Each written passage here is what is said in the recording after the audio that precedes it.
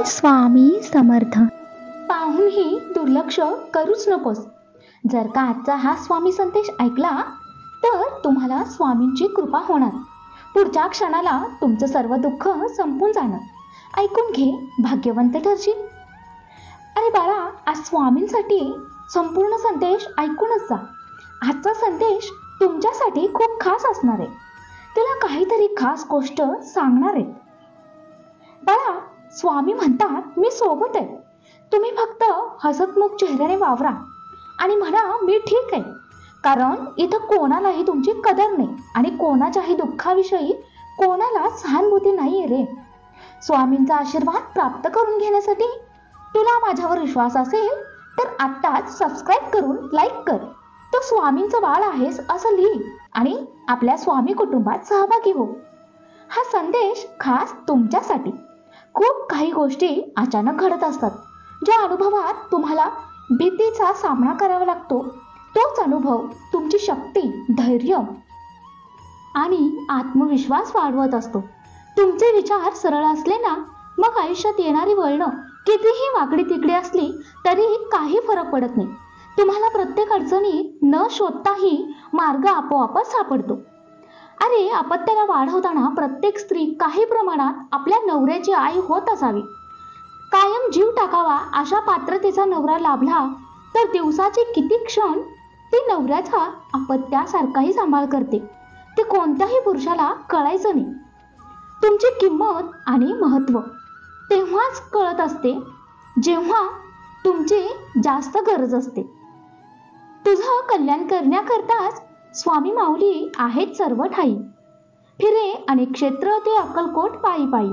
स्वामी नाम रुजावा मनोमनी, चित्त अखंड ठाई ठाई. ज्यांच्यावर हे जग हसलेलं आहे त्यांनीच तर इतिहास रचलेला आहे. जेव्हा लोक तुमच्या मागे बोलतात तेव्हा समजून घ्यावं की तुम्ही त्यांच्या 2 पावलं पुढे आहात. फक्त यशस्वी हो, बघ मी तुझ्या पाठीशी. बाळा, प्रत्येक सूर्योदयाला श्री स्वामी समर्थ ध्यान कर, आशीर्वाद मिळेल. हा संदेश ऐकल्यानंतर श्री स्वामी समर्थ नाम टाईप कर. जे घडतं ते चांगल्यासाठीच. फरक फक्त एवढाच असतो की ते कधी आपल्यासाठी चांगलं असतं तर कधी दुसऱ्यांच्या चांगल्यासाठी असतं. जिथे दुसऱ्यांना समजावणं कठीण झालं असेल तिथे स्वतःला समजावून घेणं कधीही चांगलं. बाळा, लोक काय विचार करतात, तुम्हाला कसं बघतात ते महत्त्वाचं नाही. तुम्ही स्वतःला कसं बघता ते महत्त्वाचं आहे. स्वार्थाने कर्म करणं याचं नाव प्रपंच आणि निस्वार्थपणे कर्म करणं याचं नाव परमार्थ. हा संदेश बाळा तू शेवटपर्यंत ऐक. अजून काहीतरी महत्त्वाची गोष्ट सांगितली. आयुष्य जितकं साधं असणार तुमचा तणाव तितकाच अर्धा राहणार. योग कर अथवा करू नकोस, परंतु गरज पडल्यावर एकमेकांना सहयोग मात्र नक्कीच कर. तुम्हाला जे मिळतं त्यामुळे तुम्ही आयुष्य जगू शकता, पण तुम्ही जे देता त्यामुळं तुमचं आयुष्य घडत असतं. भावना आणि कर्म निस्वार्थी असेल तर देव एवढं देईल की ओंजळ भरून वाहून राहील.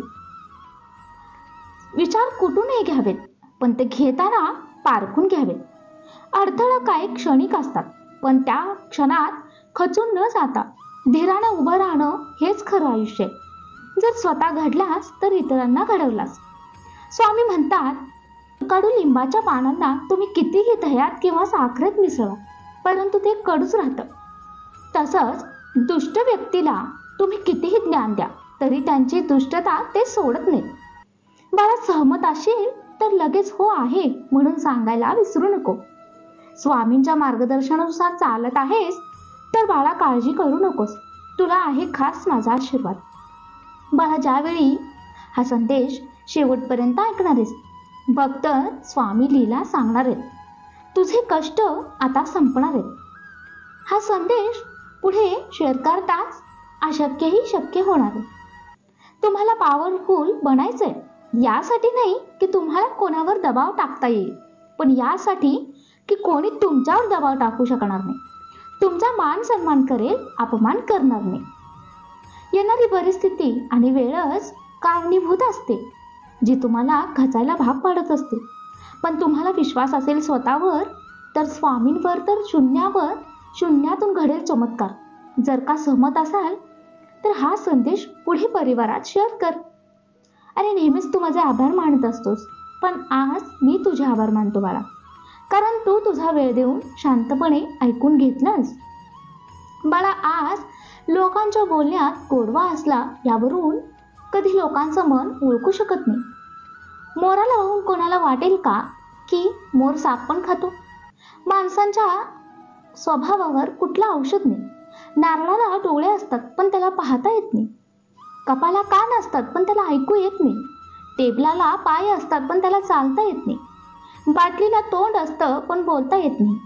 सुईला नाक असते पण तिला वास घेता येत नाही. कंगव्याला दात असूनही चावता येत नाही. माणसाला हे सगळे अवयव असूनही माणुसकी दाखवता येत नाहीत. तुमच्या आयुष्यातही अडचणी उगीच येत नाहीत. त्यांचं येणं तुमच्या आयुष्यात एक इशारा असतो की तुमच्या जीवनात तुम्हाला काहीतरी बदल करणं गरजेचं आहे. योग कर अथवा करू नकोस, परंतु गरज पडल्यावर सर्वांना सहयोग नक्कीच करत जा. वाईट वेळ आज ना उद्या निघून जाईल, पण बदललेले लोक कायम लक्षात राहतील. जर असेल अनुभव तर हो म्हणा. स्वामींना शरण आलात तर सगळं काही चांगलंच घडणार. इतके समजूतदारपणा की कोणाच्याही चुकीला लगेच माफ करा, पण इतकं मूर्ख बनू नका की एकदा धोका देणाऱ्यावर परत विश्वास ठेवा. जेव्हा लोक अशिक्षित होते तेव्हा परिवार एकत्र होते, परंतु आज तुटलेल्या परिवारामध्ये जास्त करून शिकले सवरलेले लोक जास्त दिसतात, जे एकमेकांच्या चुका काढून भांडत राहतात. यशस्वी व्हायचं असेल तर पुढे बघून चाल, मागे लक्ष देऊ नकोस. जेव्हा काहीतरी चांगलं होणार असतं अनेक अडथळे येतात, वाटेत घाबरू नको. मला लोकांना हे तर समजतंच की पण तो कसा आहे, हा कसा आहे, पण हे लोक हे विसरून जातात की ते स्वतः कसे आहेत. स्वतःची ओळख निर्माण करा, तुम्हाला ओळखीची गरज पडणार नाही. मला आज हा संदेश तू ऐकलंस, मला समाधान मिळालं, तुला आनंद वाटला, यातच सगळं आलं. ज्या लोकांची विविध रूपं असतात, सकाळी गोड बोलतात, रात्री कुणी काही डोक्यात भरवलं की तोंड पाडून बसतात किंवा कुठल्या तरी लहान कारणासाठी नाराज होऊन बसतात, ज्याच्याशी तुमचा काहीही संबंध पण नसतो. तुला कायम सुखी राहण्याचं वरदान मी देत आहे. हाक दे केव्हाही, तुझ्या हाकेला मी धावून येत आहे.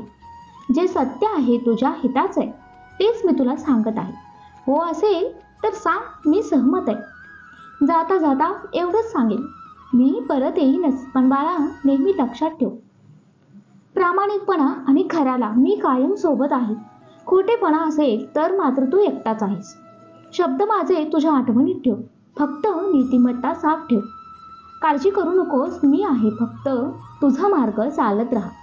जर तू जिंकलास तर तू खरा ठरशील स्वामी मस्त.